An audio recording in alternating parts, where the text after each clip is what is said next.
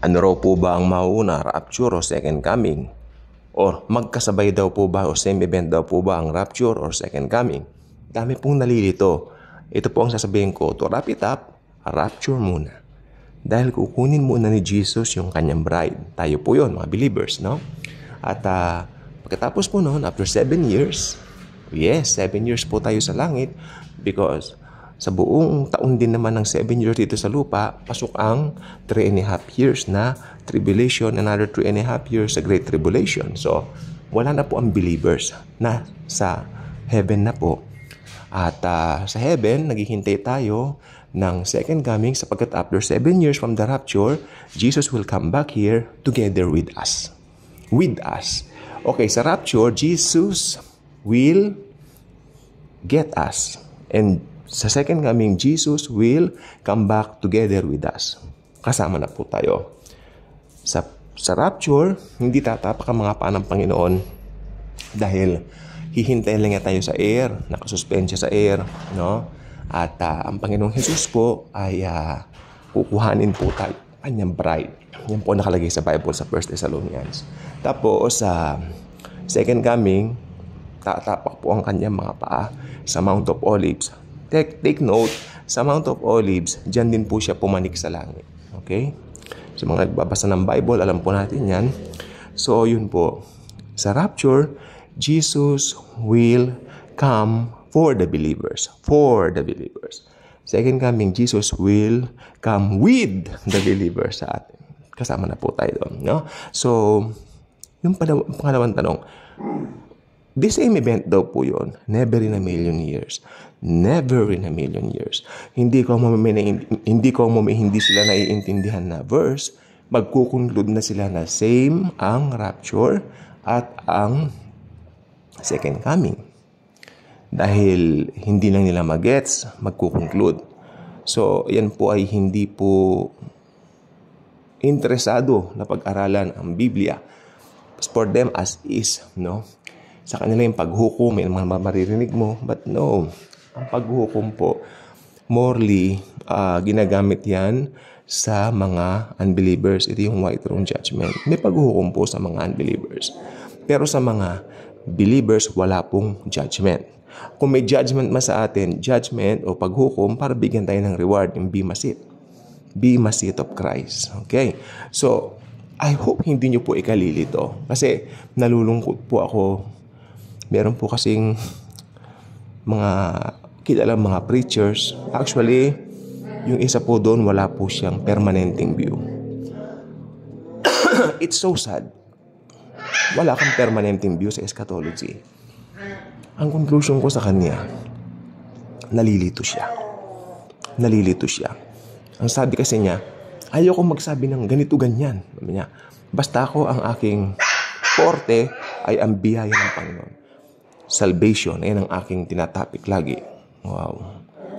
Okay, pero at least sana alam mo rin yung eschatology, pag-aralan niya, at alam nyo, pag-aralan niyo eschatology, kasi pag talagang pinag-aralan niyo siya, using the rightly dividing the scriptures method, no, o system, marirealize po ninyo na tama po ang view ng pre-tribulation rapture. Ibig sabihin, bago mag-tribulation, ira-rapture na ng Panginoong Jesus ang church. Okay? At pasok ang 7 years of tribulation. Wala na po tayo dito. Kasi may mga nagtuturo ng mid-trib at post-trib. Medyo sablay po talaga yon. Sablay yung dalawang yon. Kung pag-aaralan mo yung rightly dividing the scripture, sablay po yung dalawang yon. Kasi unang-unang Matthew 24 at ang Luke chapter 23, ang mga ginagamit nilang basihan, no? Na ang mga believers daw kailangan dumanas ng pagsubok para ma-purify.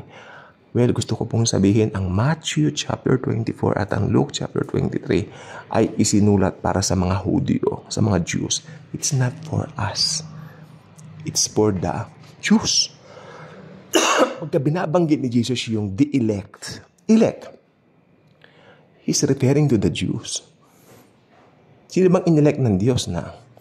Hindi pinag-uusapan dito yung mga people niya. Siyempre, pag people of God talaga, tayo mga believers yun. Pero pag sinabi mong elect, nung panahon niya, mga Hudyo po yun. Kasi ang mga Hudyo po, pinili niya. Chosen people po sila. Okay, so ang Matthew chapter 24 at ang Luke chapter 23 na madalas nilang ginagamit na mag-undergo ng tribulation ng mga believers ay para po yun sa mga Hudyo. It's not for the Christians. Nasave po tayo sa church age. Hindi po ba? Kaya nagkaroon ng tribulation, o should I say magkakaroon ng tribulation, para po yun, kalendaryo yun ng Panginoon para sa mga Hudyo. Tandaan nyo, they rejected Jesus as their Lord and Savior. Hindi nila kinikilala ang Panginoong Jesus. Kaya nagkaroon ng isang magkakaroon ng isang pagkakataon for them. Ito po ang inihula ng aklat ng Zechariah. Okay? Zechariah chapter 14. Zechariah chapter 14. Ito yung second coming niya. Iiyak sila doon, di ba? Ililigtas na sila. Doon nila kikilalanin na si Jesus ang kanilang Lord and Savior. Kaya sabi ko po, ang mga tao nalilito sa ngayon dahil napaghahalo nila ang pang-Hudyo, napanghahalo nila ang pang-Kristiyano. It's so confusing and it's so sad. Because akalain mo, pag pinaghalo mo yan, bilang Kristiyano, mabubuhay ka sa takot, hindi ka mabubuhay sa biyaya. At yan ang ating i-avoid sa ministry natin dito. Dito, I hope pag may nag-click ng mga videos ko, makita nila dito, freeing. Lumaya sila. Okay, please, kung may lumaya diyan, mag-comment po kayo. Ina-anticipate ko po each and every comments ng mga nakikinig at nanonood dito.